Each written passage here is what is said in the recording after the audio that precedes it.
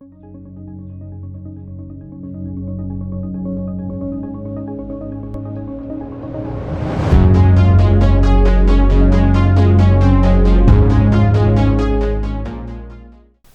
everyone, my name is Kartik and my channel is on mental models. In my fourth video in this mini-series, I will be talking about confirmation bias. Now, there are three types of confirmation bias. So we all have our beliefs and ideas on things, some of which can be ingrained, some of which are ideological, and some of which can even be emotionally charged. But we have a lot of beliefs, we have a lot of different ideas. So you know the feeling of satisfaction when you want to check or review something and you find an article online or in a magazine or paper that agrees with one of those beliefs, with what you were thinking beforehand. And once you find that piece of information, you then don't continue to look for more information to prove yourself wrong. I mean, why would we want to prove ourselves wrong? It's much more satisfying to find that we were right and we found the piece of information that does so. This is the first type of confirmation bias, which is called biased search for information.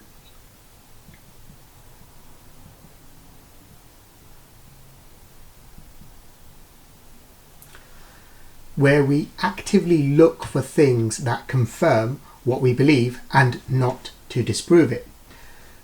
So now that we have found the piece of information that makes us feel good inside, because it gives us this feeling of satisfaction, we tend to remember this information better, i.e. we tend to remember the information that confirms our beliefs, ideas, and perceptions. This is the second type of confirmation bias, which is called biased memory recall of information.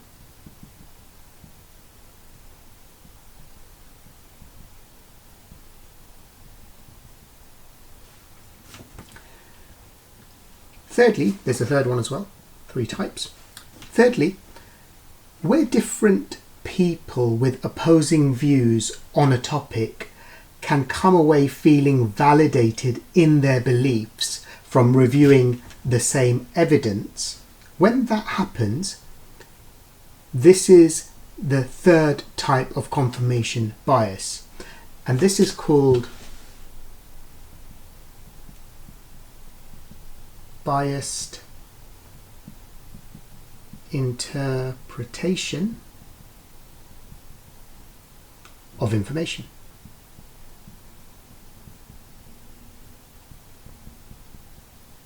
So just to sort of put that in a pictorial sense, let's say you have two different people. So person one, and this person is for something. You've got another person. This person is against something. And that's their belief and that's their view. And they both sort of come across this article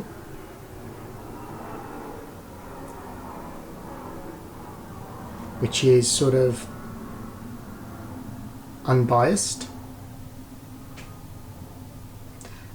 and it sort of gives both arguments for and against. So it's a neutral document. And so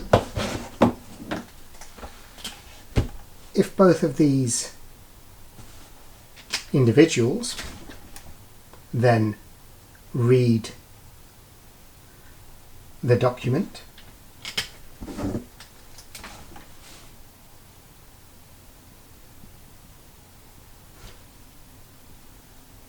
And if they then feel validated in their beliefs from the same piece of information, which was not biased, which was unbiased and neutral, then this is what the biased interpretation of information looks like. Now, on this third one, I'll just put up here, there was an experiment conducted by Stanford University relating to capital punishment. Now, this study found that almost all participants held their original views, pointing to details that supported their viewpoint and disregarding anything contrary. So please feel free to read more on this research that they conducted. But the point that I want to make, I don't want to go into the detail of this, the point I want to make is that this study illustrated that people set a higher bar to accept ideas that go against their expectations.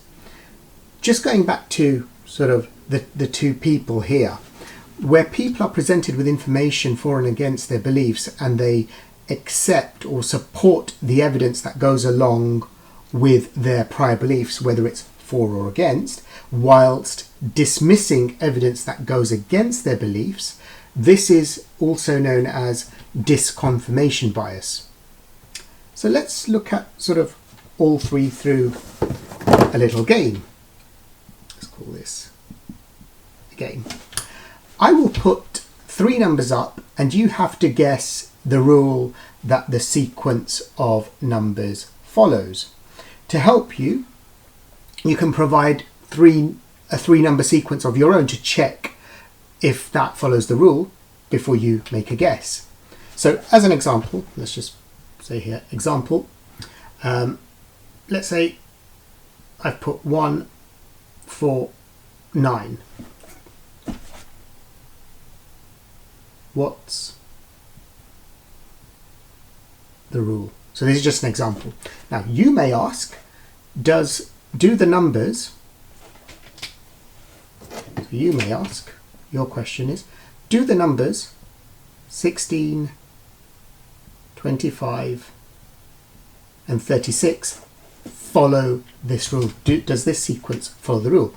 And my answer to that would be yes, it does.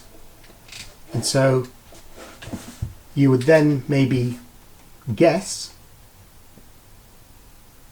that the rule is squared numbers. And the answer is that would be correct. So that's the kind of format. So let's say I'll put this sequence up. So this is now the real game. So the sequence of numbers is 3, 5, 7. And the question again is, with this sequence of numbers, what is the rule?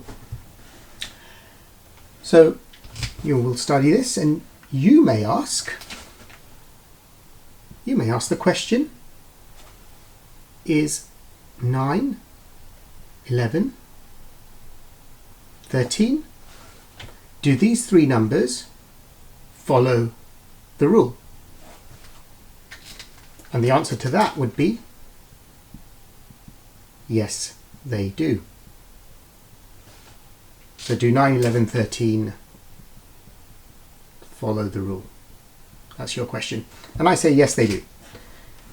Then you may, just to further confirm or clarify, you may wish to ask another sequence just to double check. So you may put forward, okay, does 31, 33, 35 follow the rule? Or maybe even 33, 35, 37 follow the rule. And to that, I would say, yes, they do follow the rule. And therefore you may guess, based on sort of this answer here and this question and answer here, you may guess that it is, the rule is ascending consecutive odd numbers. And that's the rule. And my answer would be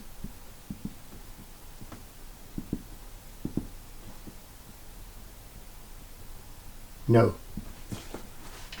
That is not the rule. That is incorrect. So this is incorrect. Why? Well, the answer, just put it in a different colour here, the rule, so the answer is simply ascending numbers. That is the rule. And so even 1, 2, 3 or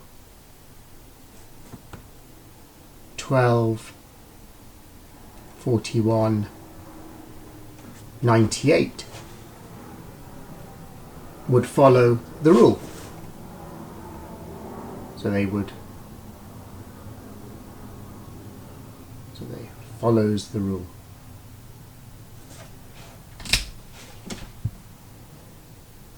The only way to get the right answer, to guess the right rule, which is simply just ascending numbers, is to provide a sequence of numbers that would disprove or disconfirm your view. So the game started off with these three numbers that I presented, and you saw a pattern which you wanted to confirm, and you proposed questions which was to confirm that. But the only way to get to this answer was if you tried to actively disprove what you were believing by providing numbers like these, rather than ones that are odd numbers increasing by 2 or consecutive odd numbers. But this is something we don't do. Going back to something I said right at the beginning of the video, why would we want to prove ourselves wrong? It's much more satisfying to find that we were right. And so this is a natural way forward. So how do we, I'm going to sort of do a little box here. How do we overcome this? How do we overcome this bias? Now, this isn't a bias where there are sort of 5 techniques or 6 things to do. This is not that kind of a bias. Because this bias is so ingrained within all of us, you can only really overcome it by acknowledging that there is confirmation bias which we are affected by. So acknowledging confirmation bias. And secondly, very simply, it's to actively, I'm going to sort of underline that word, because you have to actually do this actively, search for disconfirming evidence. So we have to try and prove ourselves wrong rather than confirm our views, prove ourselves right. Going back to the example of the numbers rule, unless we provide a sequence to disconfirm our view, we would not get the correct rule. Just another tip, why not use this video to assess how confirmation bias affects you? Consider replaying this video and asking, which parts did I automatically agree with? Which parts of the video did I ignore or forward? How did I react to the points that I agreed or disagreed with? Did this video confirm any ideas I already had? And why? And what if I thought the opposite of the ideas that have been presented in this video? So go back, rewind this video and ask these questions. Try that and let me know your thoughts in the comments. Well, that's all for this video. Thank you for watching. If you like this video, please like and subscribe to my channel, and I will see you in the next one with another cognitive bias as part of this mini-series. Thank you for watching. Bye-bye.